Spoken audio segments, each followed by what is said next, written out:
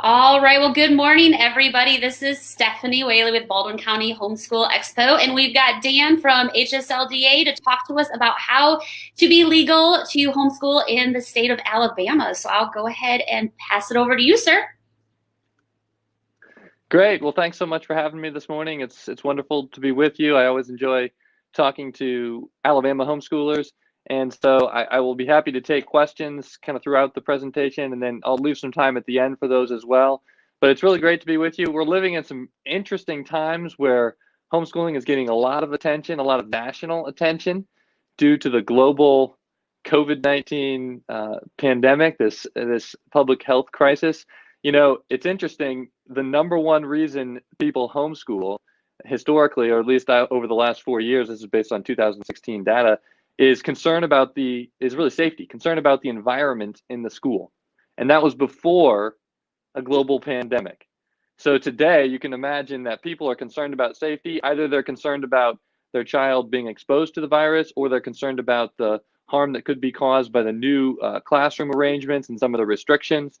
And parents are concerned on both ends of the spectrum, and homeschooling is a wonderful option for parents that are looking for alternatives. I just want to go over a couple quick stats, some national numbers here, just to help you understand that homeschooling is exploding. I mean, there's a surge of new homeschoolers. So in a real clear opinion poll, 40% of parents are more likely to homeschool or use virtual school this fall, or a homeschool cooperative this fall. An Ed Choice public opinion poll, this is a nationally representative survey that was done, found that more than half of parents with school-age children had a more favorable view of homeschooling. So, of course, we've got over 50 million students learning from home in some capacity, or had this spring, and those parents had all kinds of different experiences, right? Some parents I hear saying, "Well, I am never going to homeschool my children," right? But this poll shows that over half have a more favorable view of homeschooling. And then a Reason Foundation Facebook poll by researcher Corey DeAngelis found that 15% of all children could make the switch. Of all children. Now that might be a little bit skewed based on the participants in that poll, but suffice it to say, homeschooling is looking at a significant increase. A couple other anecdotal examples. In North Carolina, they have a statewide website that processes homeschool registrations, and the first week that they opened that website up for new registrants, it crashed due to the high volume of notices. In Nebraska, I'm sorry, did you have a question, Stephanie? Well, I was saying that's really interesting. Yeah, and in Nebraska, their state Department of Education has noted a 20% increase in new homeschool filings. And then here at HSLDA, we're a membership-based organization, and the number of new members that we've had in June and July have actually tripled compared to last year in terms of the interest that parents are showing in homeschooling. So it's definitely on the rise. It's definitely in the national media. It's getting a lot of attention. You guys, as group leaders and as homeschoolers, are probably feeling that as well. You're probably getting a lot more calls about homeschooling, and from people who maybe weren't thinking about homeschooling before, March of this year. And so the new homeschooling parents often have a lot of questions about what they need to do. And so a primary focus of today's talk is going to be just a review of what the law is in Alabama, of HSLDA's recommendations on how to comply with the law, and how to put yourself in a position to avoid legal issues and to set your graduate up for success. So brief introduction about, or a brief background on me. I'm a homeschool graduate, homeschool father, and a homeschool advocate. So I'm a full-time staff attorney here at HSLDA, and I assist homeschooling families in 13 different states, including Alabama. So I'm regularly advising families on the legal requirements to homeschool in Alabama. I correspond with school officials. We watch legislation in that state, and again, in the 12 other states that I'm responsible for as well. So we're engaged, we're watching what's going on, and we're here to provide guidance and help for new homeschooling families.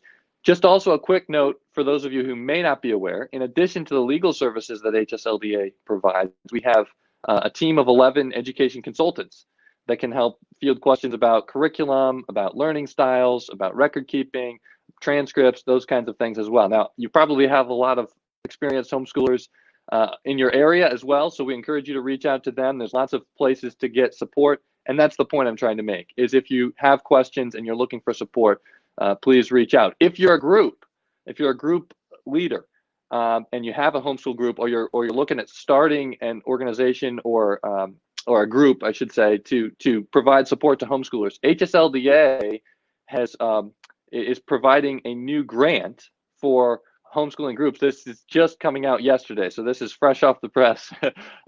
That might be available. We might have funds available from $500 to $5,000 in grants to help you meet the moment and help these new homeschooling families who are wanting to provide the best education for their children, but they just need some help getting started, getting plugged into community, that sort of thing. So pay attention. We're going to be providing an email about that from HSLDA more generally with a more formal announcement. But I know I understand we've got some group administrators, some group leaders, and some people kind of engaged with the community. So I just wanted to let you know about that as well. Any questions at that point? Any sort of general questions about HSLDA or the national discussion around homeschooling before we jump into Alabama specific?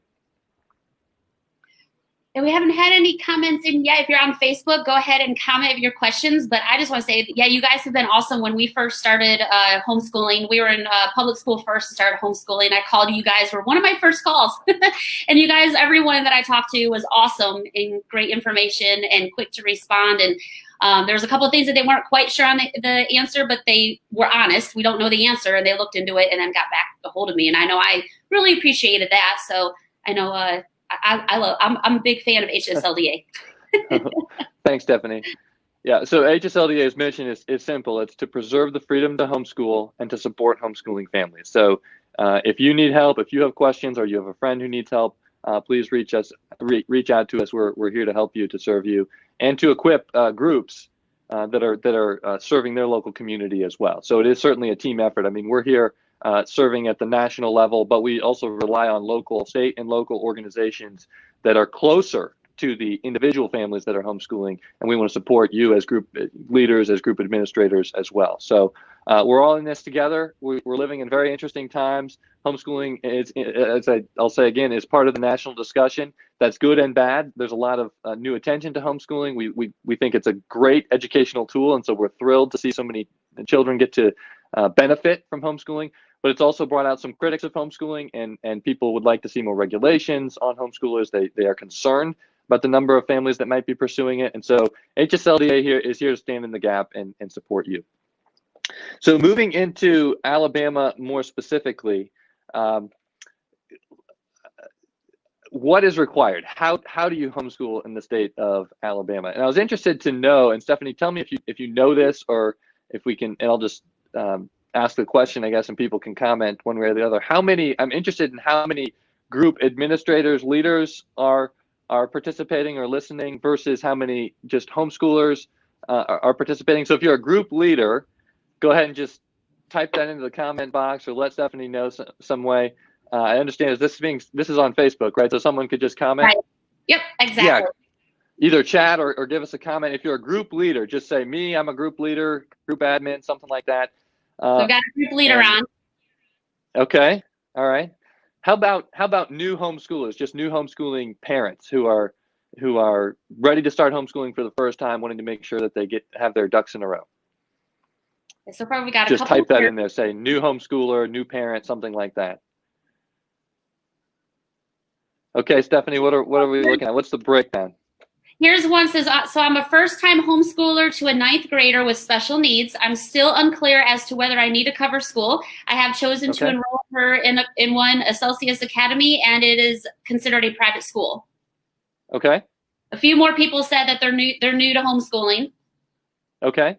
So we've got a good mix. Wonderful. It looks like. Okay, good, great. Well, I just wanted to make sure I was directing my comments appropriately and didn't want to be, saying something that everyone already knew, or trying to provide information that's kind of over your head. So what I'm going to do is I'll start with a overview of the different options that you have to homeschool in Alabama, and then we'll take some more specific questions that hopefully will be helpful to the group.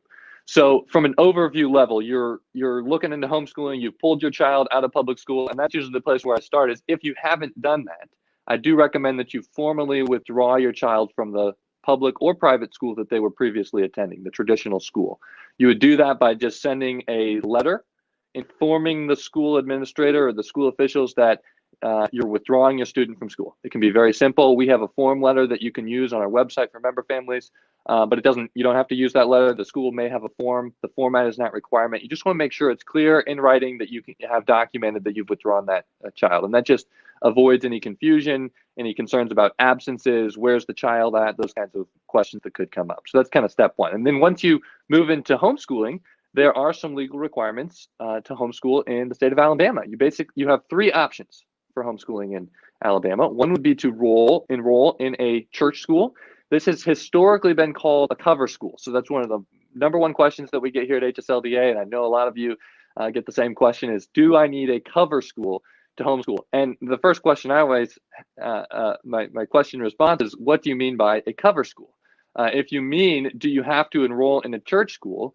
The answer is no, but that is one option. It's the sort of traditional option. It's been around since it's been utilized since the 1980s, since the early 1980s, and it works very well. That's option one. We're going to go through some of those requirements in a moment, but that's option one. Option two would be a private school, enrollment in a private school, and that can be a home-based private school. All right, and then option three would be using a private tutor. To use that private tutor option, that tutor has to actually be a certified teacher. So I'll tell you, I've only talked to a couple. I have talked to some folks that are using that option, but it's very rare. Okay, and the main reason is because the requirements are actually more detailed and more burdensome, I guess, than the other two options. So we're going to spend most of our time on the church school option versus the private school option, and so let's just jump in and take that question on: do I need a cover school? And I would say, again, depends. But if I'm cover school, you mean do I have to enroll in a church school? The answer is no, you don't. But you can. Church school is a school that's operated by a church or denomination of churches that provides instruction, K through 12 instruction to children. They're all over the state of Alabama. White Sands Academy is a church-related school, correct, Stephanie? Sorry, I muted myself while you're talking, so I'm distracted. But yes, that is correct. We're a church cover school. Yes, so White Sands Academy would be one option. And if you're going to comply with option one, the church school option, you would just enroll in that church school. And the church school administrator will help you with the paperwork. And the church school administrator would then eventually send to the local school district, or you as the parent can send it. It happens both ways. It is ultimately the parent's responsibility to make sure it's done, but a lot of school administrators do it. A lot of parents, some parents do it, but most of the time the church school administrators do it. And so you would just make sure you sign the enrollment paperwork indicating that your child is enrolled. There is a form provided by the state that the statute technically says it should be on a form provided by the state. I know not all church schools use that form, and I haven't heard of any issues with it, but that is technically in the law. The bottom line is, though, you want to enroll in the church school, and that's really the way that you comply with the law. That's why historically it's been called a cover school, is because when your child's enrolled in that school, that's the legal covering. You're in compliance with the law as long as you then follow the requirements of that church school. The church school then has broad discretion with regard to more specific policies like what would the teacher qualifications have to be? What curriculum do you have to use? Those kinds of questions. The state does not provide a mandate on those kinds of questions. Some church schools may have policies, and you just need to make sure you follow the policies of that church school. There are lots of different kinds of church schools. Some offer a lot of activities, and they arrange field trips, and they have maybe even courses that they offer, that kind of cooperative courses that you can participate in. They may provide extracurricular activities, and some are very limited in what they provide. And essentially, just you enroll, we make sure that we have your attendance information, and that's it. And I don't think I actually mentioned that, but you do need to keep an attendance register for your student that is enrolled in a church school. So throughout the year, you'll just be tracking attendance, and the church school will likely be asking you for that, sometimes in the middle of the year and the end of the year, sometimes just the end of the year. But that is the one, the principal teacher has to keep an attendance register. In most cases, that's going to be you, the parent. You are the principal teacher. in the church school. But don't let this sort of technical language, like you enroll in the church school and then you're the principal teacher of the church school. Don't let that confuse you. This is still homeschooling in the general sense, where you as the parent are selecting your curriculum, you're providing instruction to your children. It's okay to call yourself a homeschooler. You don't have to say, no, actually, we're enrolled in a church, in the home program of a church school, and I'm the principal teacher. You can say, no, I'm a homeschooling parent, right? And that's fine. And for purposes of college admission, for purposes of military enlistment, you would just check homeschool. Okay. So we have a question that just came in. Are all sure. Are all cover schools religious? Are all cover schools religious? Okay. Well, the short answer is no, they're not. But when you say cover school, again, it raises the question: are you talking about a church school or a private school? Because we're going to go over the private school option in just a moment. Let me actually hold that question. I think if we talk about the private school option, it's going to be more clear. But the short answer is no. You can homeschool by enrolling in a school that serves as a legal covering that is not a religious school. So that is very clearly legal in Alabama. And actually, in 2000, go ahead, Stephanie. Sorry. One more. A parent says that their daughter attended a private Catholic school and was not enrolled in public school, but does have an IEP through the public school, of which she was not receiving services. Who do I notify about our choice to homeschool? So that's probably, again, the private school option is what I'm kind of thinking. What about you? So let me just clarify. So she was enrolled in a private school, but was receiving services through the public school? Not receiving services, but does have an IEP from the public school. Okay. But if she's enrolled in the private school, you would withdraw her from the private school. Unless that private school offers a home program and would recognize your homeschool. But it sounds like the way you described the question, or the situation in the question, it sounds like it's a enrollment in a traditional private school, in which case you would withdraw the student from that private school and then enroll in, if you chose option one, you'd enroll in a church school. We're just going to get into option two, so I'll go over the requirements if you choose that option. Before we move on, I did want to read the definition real quickly. I'm not going to try to read a lot of the statutes, but the definition of a church school is only schools that offer instruction in grades K through 12 or any combination thereof, including preschool, through on-site or home programs, and are operated as a ministry of a local church, group of churches, denomination, and/or association of churches which do not receive any state or federal funding. So that's the technical definition of a church school. Again, we cover the requirements for that. Basically, you find the school, you enroll, you follow the policies of the school, and you do have to keep attendance records yourself.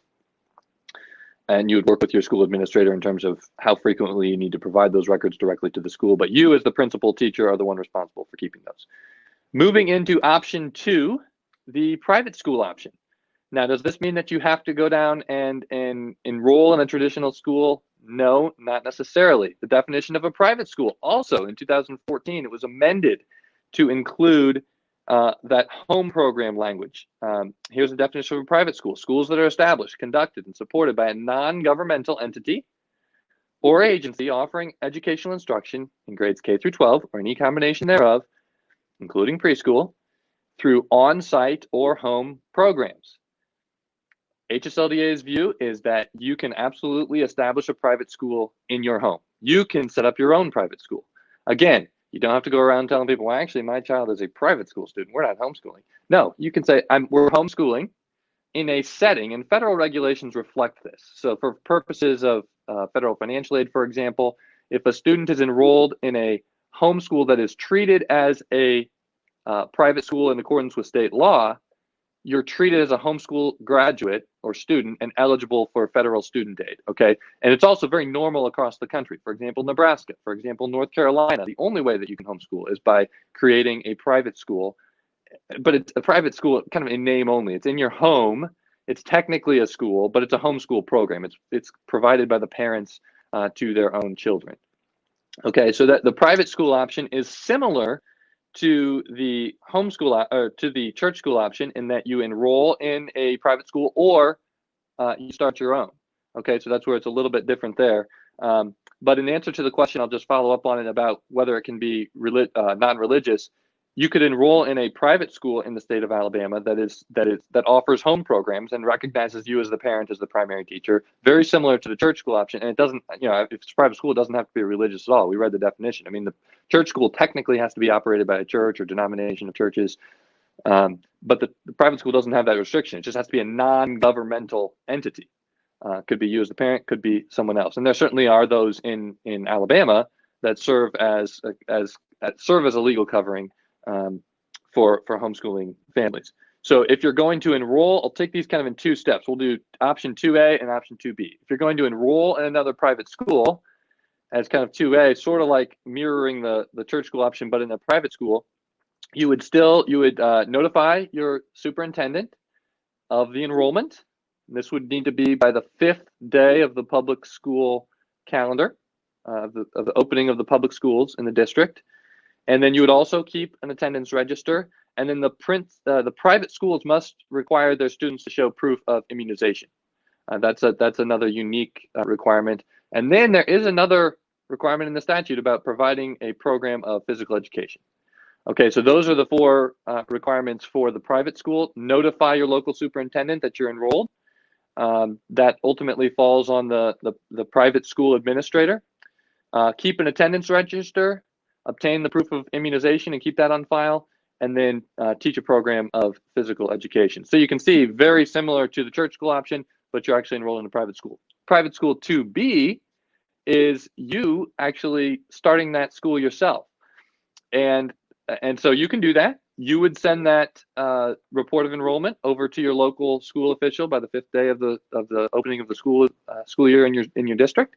You would keep the attendance records, you would keep your immunization records, and you would teach a program of physical education. Okay, and that's defensible as a private school.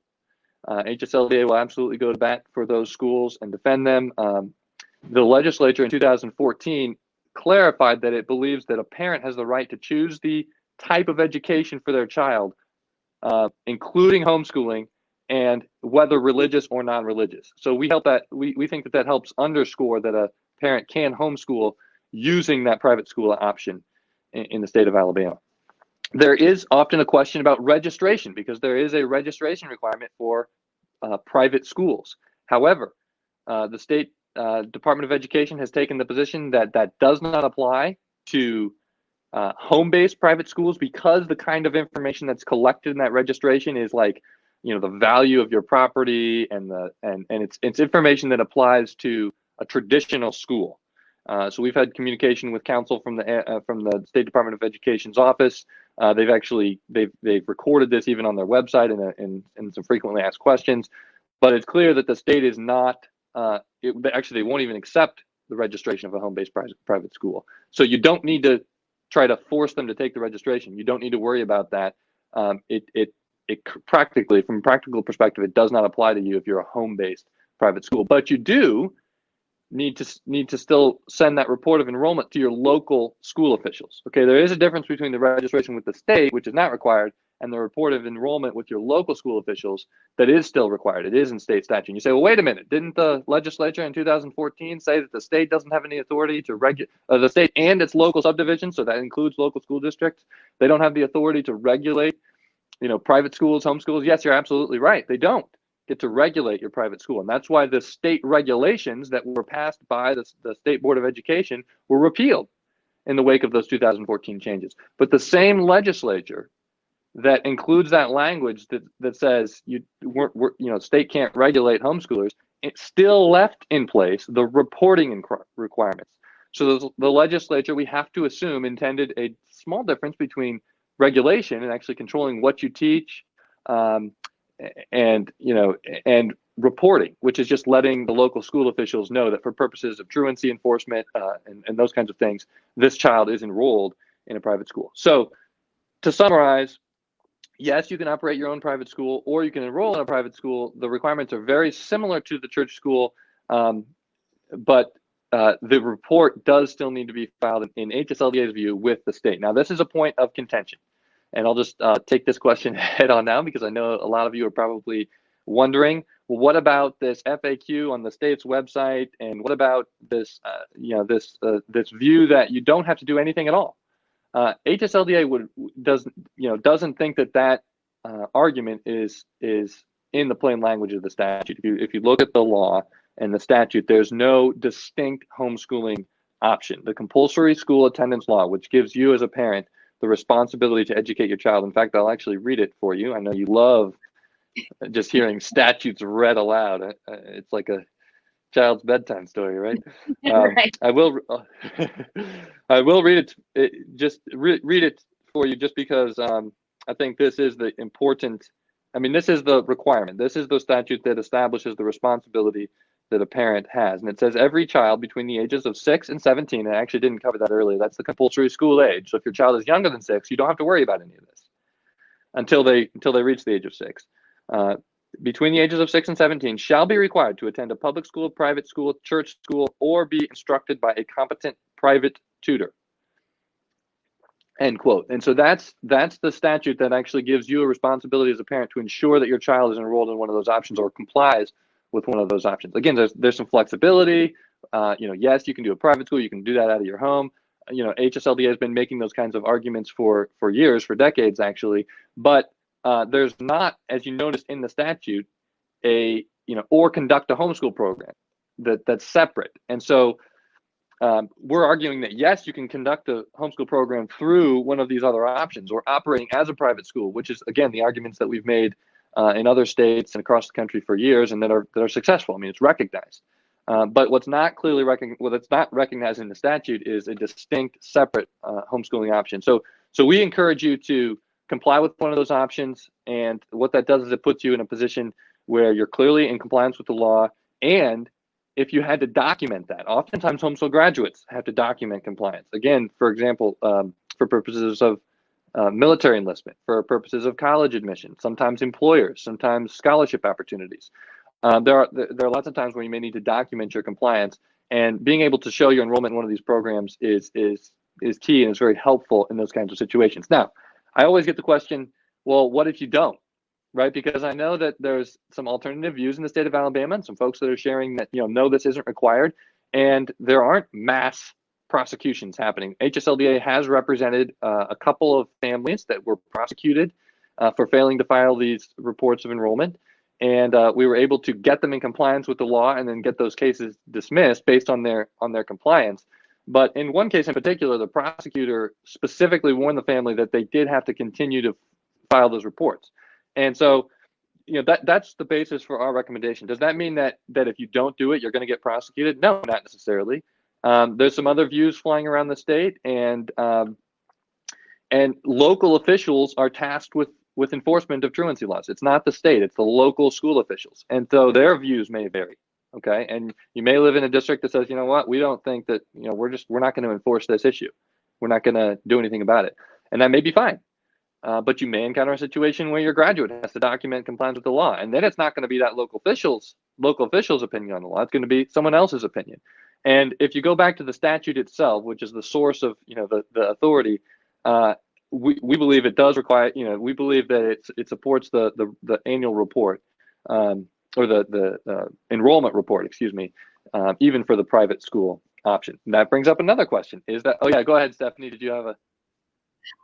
I get that question a lot. Some people say that you have to send in that report that you're basically declaring yourself as a private school once, and they don't have to do it every year. But from what I've researched and talked with you guys, they need to do that annually. It's not just once and you're okay, or am I wrong on that? No, well, do they need to do that every year? No, that's a great question. And the next question I was going to address is, okay, does the report need to be filed annually? It's specifically not required annually in the case of a church school. In the case of a private school, the law says within 5 days of the start of the public school. I'll just make sure I'm getting that correct. At the end of the 5th day of the opening of the public school. And so that suggests to me that would be an annual requirement, but it doesn't specifically say annually. So, and I know that on the state's website, where they have frequently asked questions, which again, I hesitate to point back to that as sort of it's not the official source of authority, but it is in many ways, as long as they're up there reflecting or communicating the state's position, which does carry some weight. I mean, if the state takes a position on something, oftentimes local officials are going to follow that. They don't have to, they don't always, but if there's guidance out there and it's coming from the state, I mean, it does carry some persuasive authority. And what the state FAQ says specifically is this. This is the question. The law requires guardians to prove that their children ages 6 through 17 are in school by giving their names to the local superintendent. Is that right? And it says yes. And then it says parents homeschooling their children should notify the local public school superintendent that they are homeschooling their children. This notification is only required at the initial decision to homeschool and is not required to be made annually. That's not making a distinction between the two options. It's unclear. The FAQ doesn't really go into that much detail, and I don't think that the state Department of Education is wanting to provide that level of detail. But what we can get from that's clear is that the state does think that the reporting is required. If you want to rely on that and say, well, then I'm going to report, but I'm not going to do it annually. Okay, it says it's not required to be made annually. Is that talking about the church school option or the private school option or both? Unclear, but and that's why my recommendation on this is to file it annually. But I will say there's a stronger argument to say at the 5th day of the public school that applies first, and then they have this ongoing requirement to keep attendance, and maybe I don't have to do that annually. That is more arguable than saying I don't have to do anything. I'm just going to declare myself a homeschool. So I hope what you're picking up on from this is, there's the law can be subject to multiple interpretations. Some local officials may not be enforcing a requirement that the statute has in place. My recommendation to you is based on our reading of the statute and our experience with families who have been prosecuted for failing to follow those reporting requirements. We don't require our member families to even follow our advice, right? If you're a member family and you have an issue and you have questions, and you're welcome to contact us. We'll do our best to assist you. But our recommendations are based on our legal experience and our understanding of the statute, both in Alabama and we bring a national perspective as well, and homeschool specific experience in the courts in fighting to expand some of these options in other states as well as in Alabama.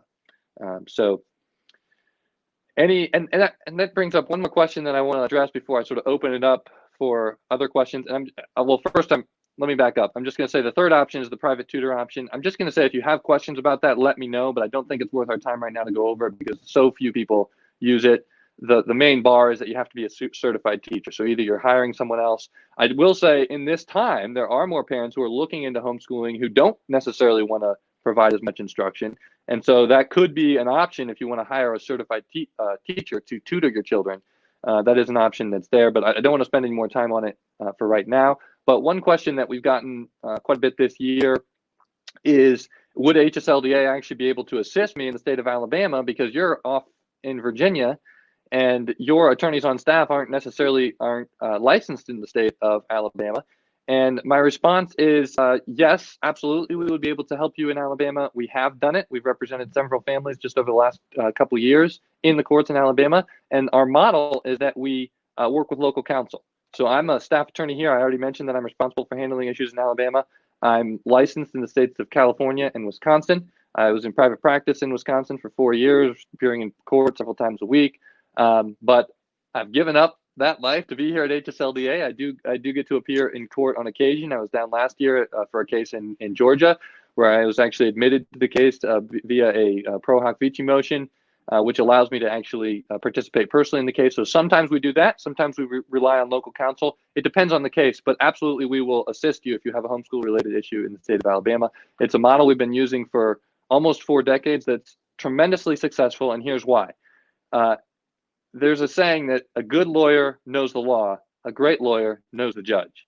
Okay, so when you get in trouble in Alabama, or if you were to experience some sort of a legal issue in Alabama, we bring a lot of expertise on homeschooling specifically that local lawyers do not have. And the local lawyer will bring a lot of expertise on the local procedure, the local rules, the local judges, all that kind of thing. And so it's a team effort.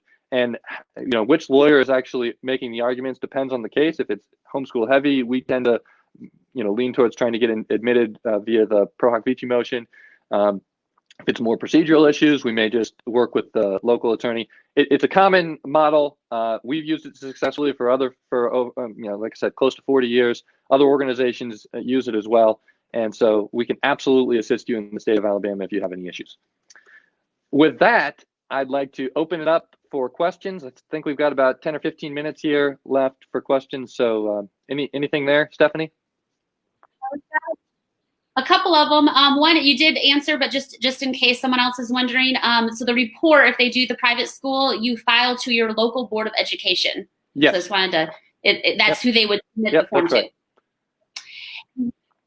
Next one is for vaccination records. Does having a religious exemption on file with the local health department work, or are there some other record I need for a private school option? Also, 2 of our kids will be playing sports at the public school, so they still have their vaccination exemption on file at the public school. So they would just need that exemption form, a copy of it at their house. Well, yeah, I mean, you should have access to the record. I mean, if it's on, if it's available to you on the website or at your medical provider's office, and you have access to it, I think that's fine. I mean, but you just would want to have some sort of access to the record. I don't think it means you necessarily have to have a paper copy of it in your file if it's stored electronically, or just as long as you can get access to it. Perfect. And then if they do the private school option, because some cover schools have a certain amount of days that they require. Obviously public school has a certain amount of days. If they do the private school option for themselves, legally, is there a certain amount of days for their attendance? Sure, that's a great question. And when we go back to the compulsory school attendance requirement, that's where it references the entire length of the school term. The way that we've read that, though, is that your child has to be in compliance for the full length of the term, but the school that you're attending isn't necessarily bound by the same schedule as the public school. And that would apply to both church schools and, I think, private schools. It hasn't been litigated, but I think a private school can have its own calendar. It's not bound to mirror the public school within reason, right? Of course, if you're saying, well, we're only going to teach for 60 days this year, that's not something I would recommend, and that could potentially be an issue, because now it's like, are you operating your school for the full term? Sorry, my earbud was just telling me it's got a low battery, so I'm going to put them both in for you. If that doesn't answer the question, please ask a follow-up. But the answer is you can set your own schedule. It just should be for the term you should be providing education for the term. The specific days of instruction could vary. You could take different breaks. You're not tied to the public school's specific school year. Right. So far, that's all the questions I've seen come up. If you guys have any other questions, please, this is your time. Dan's here live with us, so you guys can ask whatever questions you have. But a lot of information to digest. I'm popping in because I saw a question. I wanted to make sure y'all covered it. Because I get asked this one. I'm Devin. Hello, guys. Hi, Devin. For those who didn't know I was here, I was actually here. One of the mamas said that she enrolled her daughter in a CELUS, which is a curriculum program. Does she need a private school? Or my understanding is they don't handle the legal aspect. But I wanted to come back to Dan for that. Yeah, so that may depend on the school. I mean, if they are considered a private school in Alabama, and they're then you may not need to, because you're enrolled in a private school. The question is, are they? And that's a question that comes up a lot. And where I start with is, are they doing the things that private schools in Alabama are required to do? Like send an enrollment report to your local school officials. If they're not, I don't think you can rely on that as compliance with the law, because the school hasn't complied with the law. So if there's an Alabama specific school, let me think of an example.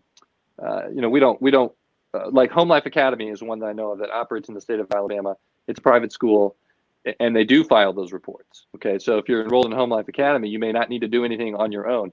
If you're enrolled in a CELUS, or that's just like a Becca or Bob Jones online, they offer complete programs. Some of them are even accredited.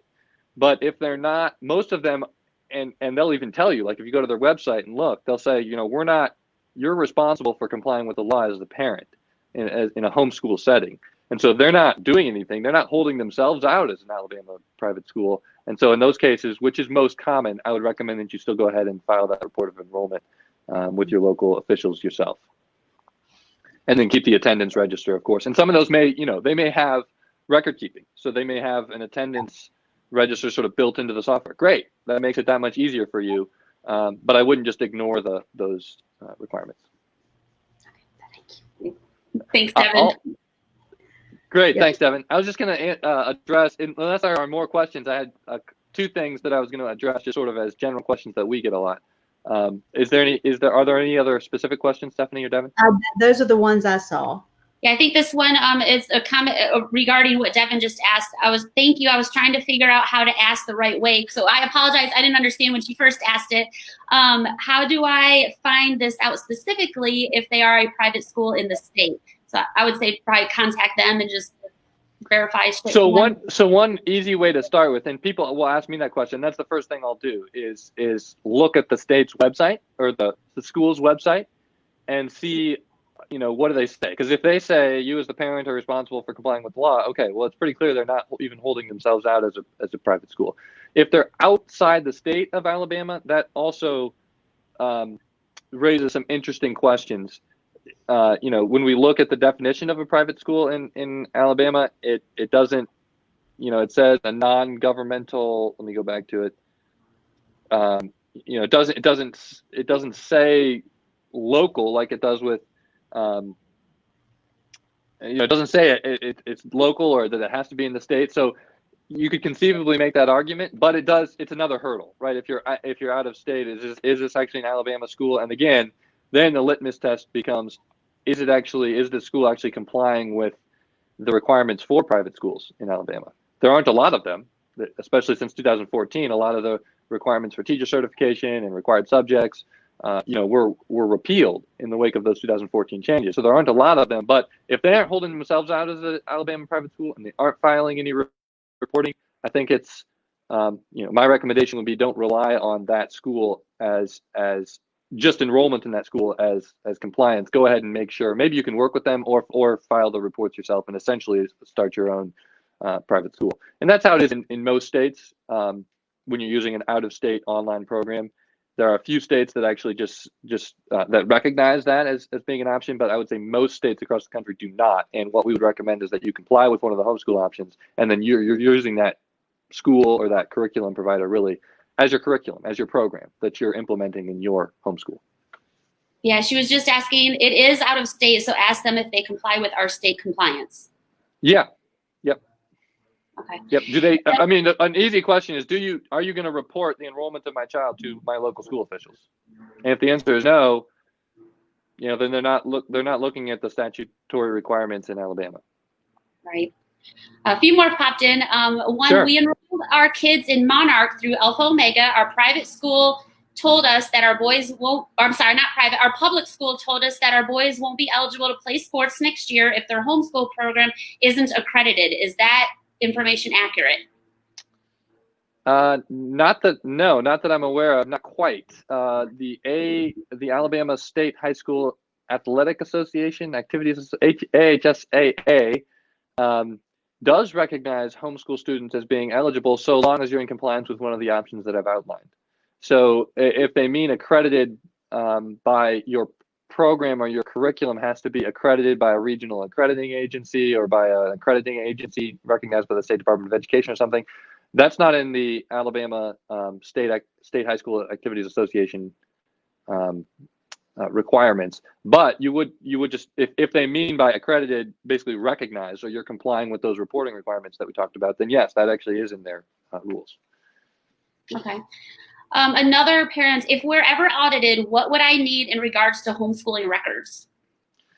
Okay, great question. So we went over the requirements, basically keeping that attendance register, and if you're using the private school option, keeping those immunization records. What I recommend that you keep, just as a best practice, is at any point in time be able to document that education is taking place and that the student is progressing. I think it's a good idea to keep about 2 years worth. So the last year, and then what you're working on in the current year, throughout the year, just to show that that learning is taking place and that the child is making progress. There's lots of reasons why that's a good idea, but one of them is if someone, if you got a nosy neighbor who says, look, these people, they aren't educating their children, you've now got evidence to be able to show that yes, education is taking place. It's just it's a good idea. So that's what I recommend. Now for high school, I do recommend keeping all 4 years of high school records, not all of their work necessarily, but documentation to show that education is taking place. Maybe you pull a couple work samples. Maybe you have kind of a summary or an outline of the program that you're using. It should be a smaller file, but something to show that education is taking place. It'll also help you when you're putting together your transcript. If you're not doing that as you go, it'll help you immensely to be able to look back and have those. And I recommend keeping those high school ones permanently. Just because, I mean, you wouldn't believe this, but I've had situations where the graduate's been out of school for 10 years and they're switching jobs, or in one case, want to participate in an apprenticeship program or something.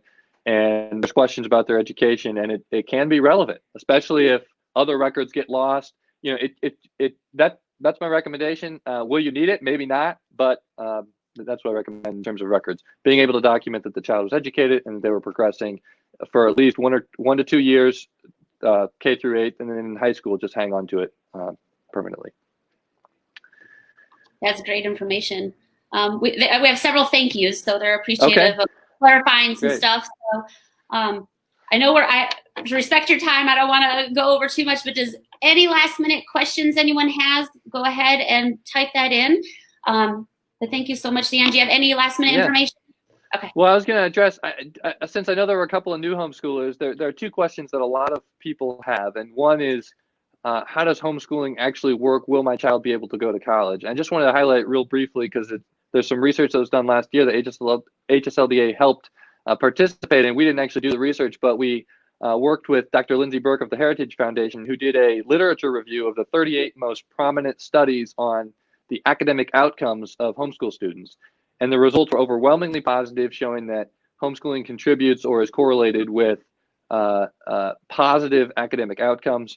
There are homeschool graduates that are attending our nation's most prestigious universities: Harvard, Yale, MIT, Stanford. They've clerked at the Supreme Court. Don't let that be the drawback if you're concerned, well, I don't know if this is going to be, sort of hinder my child's future options. Homeschool graduates are doing very well, and they have lots of opportunities. There are still occasionally issues, and that's part of the reason why HSLDA is here, to help address those. We're working on different policy changes to help level the playing field for homeschool graduates. But in general, it's very much an option. So I like to tell the story that I've heard from Pam Tebow, who homeschooled her son Tim, who maybe you've heard of, Tim Tebow. And they've actually got some laws named after him now, the laws that allow students to participate in sports through the State Activities Association. But she was told 2 things. She was told, if you homeschool, your boys will never be able to go to college, and they'll never be able to play sports. And it's really interesting, because I actually heard her share this at an Alabama conference, I think a year or 2 ago, that, I mean, those are the 2 reasons, the 2 things that have led to people recognizing really who Pam Tebow was and is in a lot of ways, is because of Tim Tebow, and because he went to college, and because he was such a prolific athlete in sports. So as you're considering these options, as you're jumping in, you got to make the decision that's best for your family, but don't let some of these misconceptions, some of these stereotypes hold you back from jumping in and giving it a try. Another one is the socialization question. Most of you there locally are probably pros at answering this. I'll just say, look, I'm a homeschool graduate. If anything, I probably had too much on my calendar throughout the week between sports practices and support group and homeschool band. And I know that the groups in Alabama are really good at providing activities. You will have opportunities. The question is, which ones do you want to participate in, and which are going to be best for your families? But don't listen to the negative stereotypes that are trying to paint homeschooling as a child who's locked in the basement learning in their pajamas, and it can't really integrate back into society.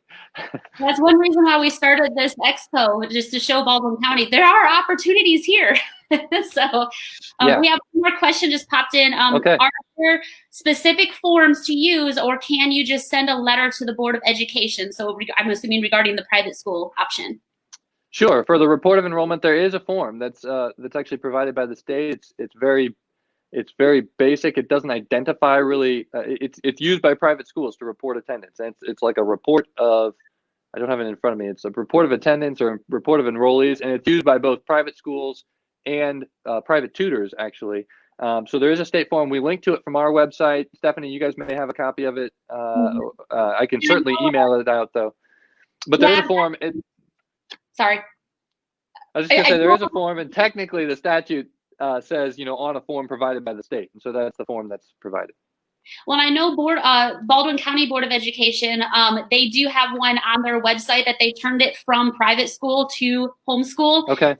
That was, I believe, last year. It was changed, or the year before. I could be wrong on my dates, but it used to say private school, but now they have a homeschool one. So if you're in Baldwin County, you can go to the Baldwin County Board of Education and get a form there. And then I know our Facebook groups have the state form on there as well. Sure. Yep, and we in HSLDA, if you remember, we have a cover letter that we suggest that you use as well, just kind of explaining what you're doing to make sure the local school officials. It seems like people are becoming maybe more aware of kind of the different homeschooling options, but we include a cover letter that just kind of explains and identifies exactly what you're doing, so nobody's confused. Now, real quick, because I know we're cutting close to your hour. If anyone's interested in joining HSLDA, tips of how they can jump in and join you guys. Sure. If they're Sure. Yeah. Just go to www.hslda.org and click on the join link right on our homepage, www.hslda.org. We're still providing the same legal assistance that we've been providing since the early 1980s, since 1983, for your homeschooling family or your homeschooling graduate where it's needed. We also have education consultants who can help you, and your support really supports homeschooling in general because we have an office on Capitol Hill. We're lobbying, we're watching legislation in all 50 states, and we're supporting in the homeschooling community at large. So in terms of our membership rates, we do have a $12 a month option, or you can join for $130 for a year, or if you're a member of a discount group like White Sands Academy, you can get $15 off that annual rate, and that's just because we acknowledge the benefit of local organizations like White Sands, and we want to try to support them as well. We realize it's a team effort. And again, in case you missed the beginning, there is a new grant opportunity coming out for homeschool groups and organizations that are looking to meet the moment and support new homeschooling families. So if you're a group administrator, Stephanie, you may not actually know. I don't think this is the first time I've shared about it. I literally just found out about it yesterday. It's hot off the press, but we are trying to get the word out as quickly as possible so that people know that they can apply for grants if they're offering programs for homeschooling parents. Yeah, that is awesome. That's great. I know you guys have been very awesome. Every time I have a question, I call you guys, call or email. You guys are awesome. So I appreciate all that you do. So. Thanks, Stephanie. But all right. Well, again, thank you so much for taking the time to speak with us. A lot of great information. We really, really appreciate it. It's my pleasure. Thanks for having me. Thank you. Have a great school year, everybody. Yes, have a great school year, everyone.